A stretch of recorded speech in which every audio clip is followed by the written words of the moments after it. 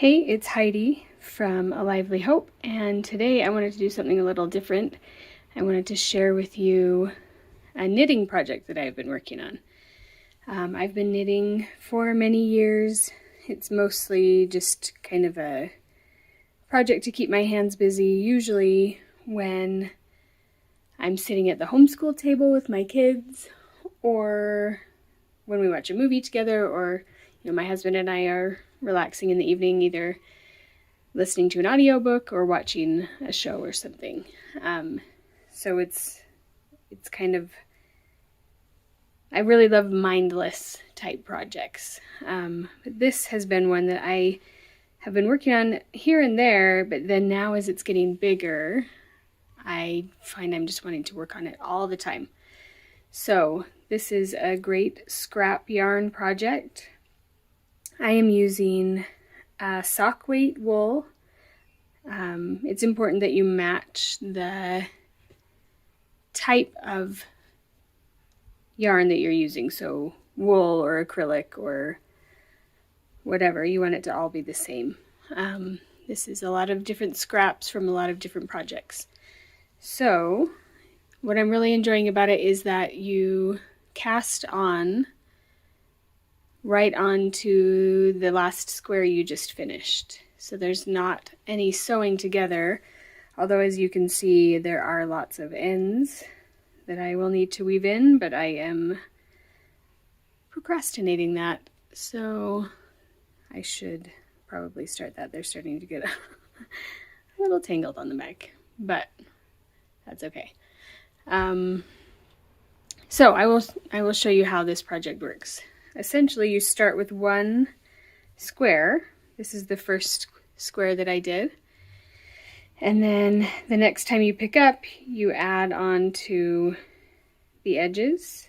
So you add on here, and then I added on here, and then I did this one to connect these two together, and then slowly you're just building.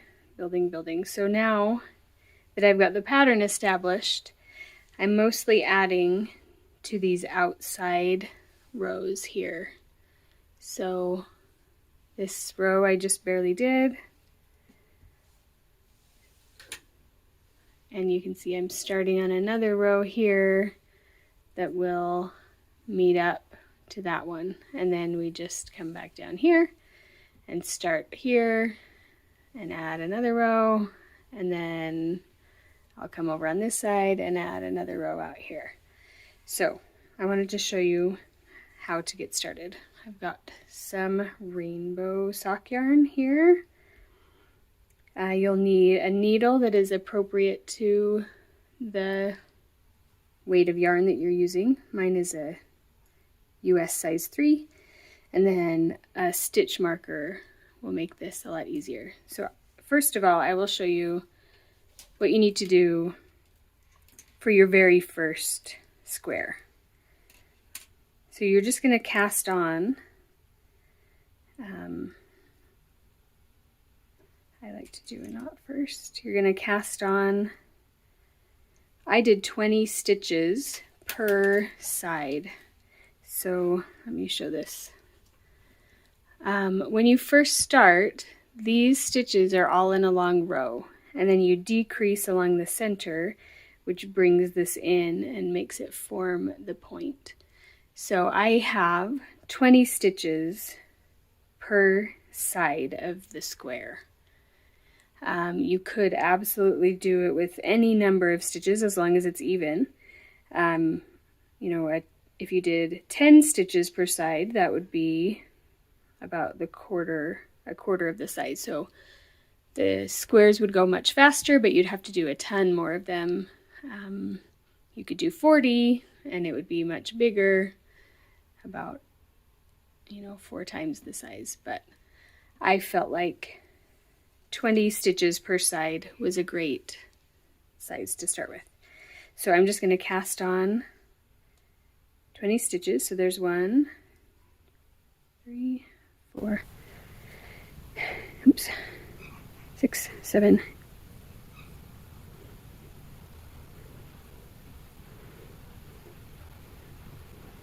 so there's 20, And then I'm going to place my stitch marker there and do 20 more.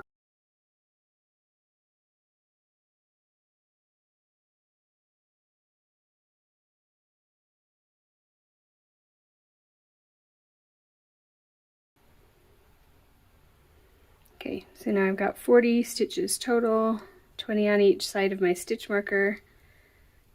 I do like to just double count, 2, 4, 6, 8. And this is worked just back and forth. You don't need circular needles. I just prefer to have them. It makes it a lot easier, so I'm not losing a needle all the time. It makes it so that I can just set this project down and pick it back up again when I have a minute.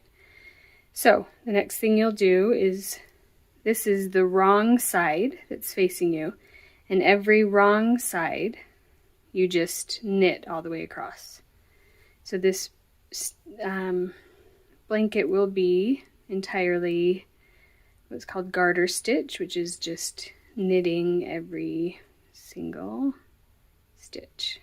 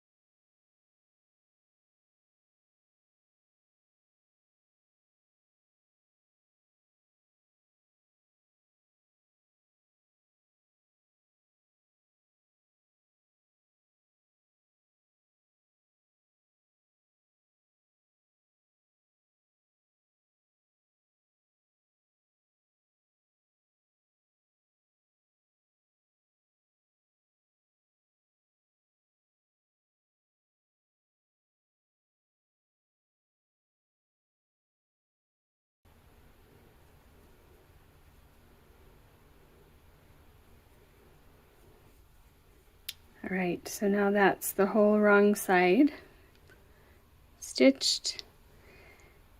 And then on every right side, or the side that's facing out on your blanket, you're going to knit two stitches before the stitch marker.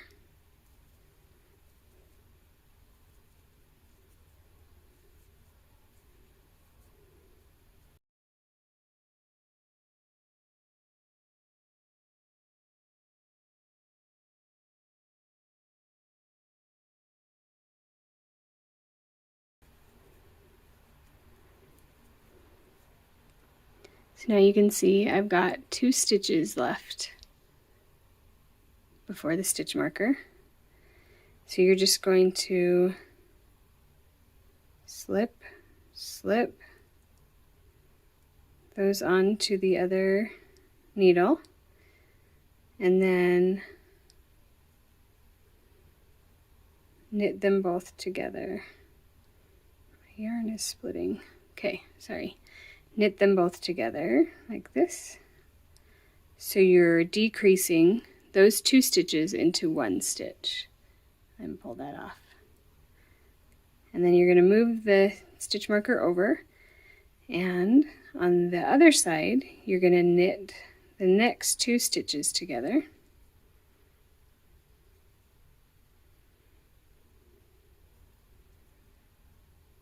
So you've decreased there 1 stitch, and then you just finish the row. So that's going to be the pattern for the entire square. On the wrong side, you just knit, and on the right side, you're going to knit two stitches before the marker, then you slip, and knit those 2 stitches and decrease them into 1 stitch. You move the marker over, and then you knit 2 together on the other side of the marker. And that will slowly begin to decrease your number of stitches, and it will cause this to be a point here. So this is going to be equivalent to this point. The center here is this center here, and as you decrease, it brings you to a point here. So you have a square. Okay. By the way, here, don't mind the strings, but here's what the back of it looks like. You can see kind of the pattern of joining the squares together. I probably should weave those ends in. Okay, so once you have knit that first square, then you're going to begin picking up squares along the edge. So here is where I joined my first 20 stitches. So each of these, you just pick up the stitches that you did on the end. So I will show you how that works right here. Once you have it established,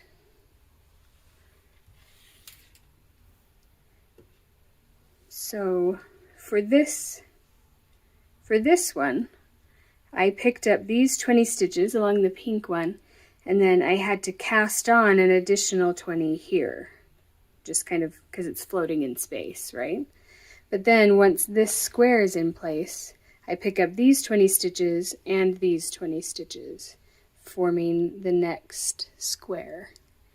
So then this one, I would pick up these and then the 20 stitches from this square that I haven't done yet. Then again, when you finish this whole line and start again, you would pick up, first you would cast on stitches because you're needing the stitches to be on the right side. You would cast on here and then pick up here. So depending on where in the blanket you are, you need to either make up stitches out here in space and then pick up along the stitch, the side that already exists. Or if you're on this side of the blanket, you would pick up stitches here first, and then make up these ones, cast on these ones that are unattached. I hope that makes sense. Okay, I'm just going to pull this off, that example that I just showed you,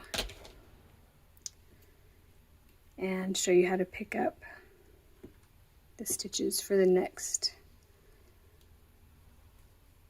square. So you're going to look at, when you look at your knitting, you can see the holes in between the stitches. You should have 20 of those along the length of your square because you did 20 rows. So I'm going to start with my first, you can see where the purple is here. This is the next square. I'm going to start right at the edge so that the edges of my square line up.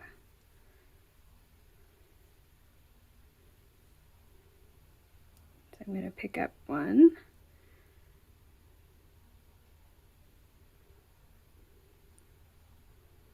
And then look for the next hole, 2,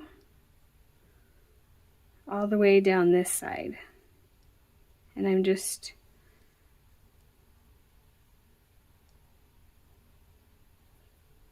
sticking my needle through and pulling the new working yarn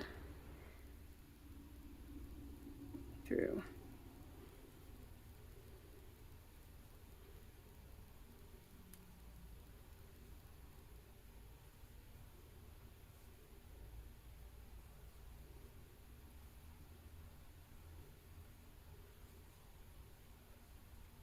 You can see what this looks like.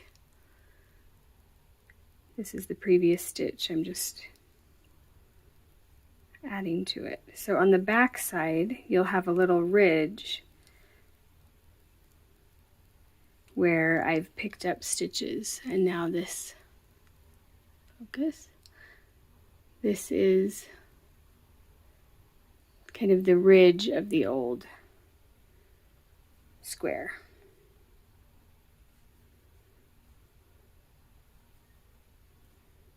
It's important that you pick up the same number of stitches on each side so that your square is actually a square and the decrease will go right down the center. So sometimes you kind of have to make up stitches. Let's see, we've got 2, 4, 6, 8, 16, 18, 19.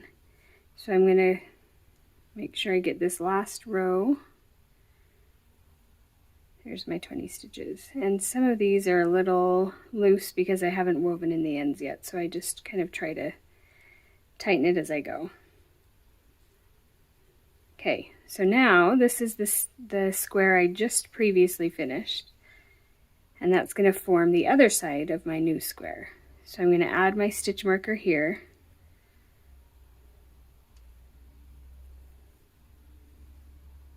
And then pick up 20 stitches along this side. This one's a little bit messy right here. So here's my first one.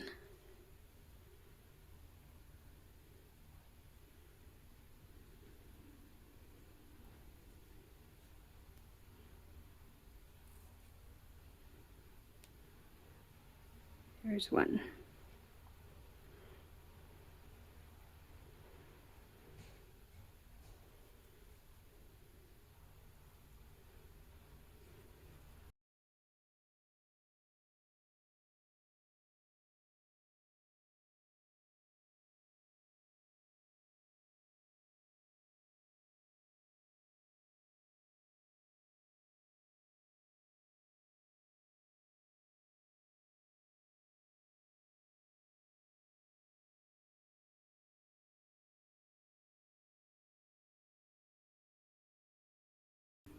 Okay, so that should be 20. I'll just count 2, 4.